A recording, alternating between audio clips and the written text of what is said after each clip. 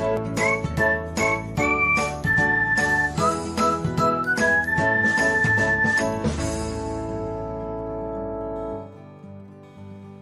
everyone, welcome back to another episode of Technologyglance.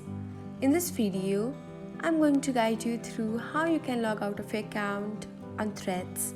So, let's get started. Watch till the end and don't forget to subscribe to Technologyglance by hitting the subscribe button and press the bell icon so that you'll never miss another update. Without further ado, let's get started. First of all, open the Threads app on your device. Please log into your account if you haven't already.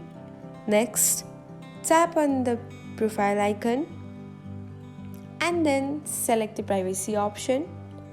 Here you can find muted section. Tap on it and this is where you can find the accounts that you've muted on Threads.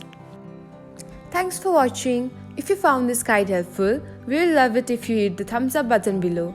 We upload great new tech tutorials like this one every day. So, don't forget to subscribe to our channel and hit the bell icon to get an update as soon as we post a video.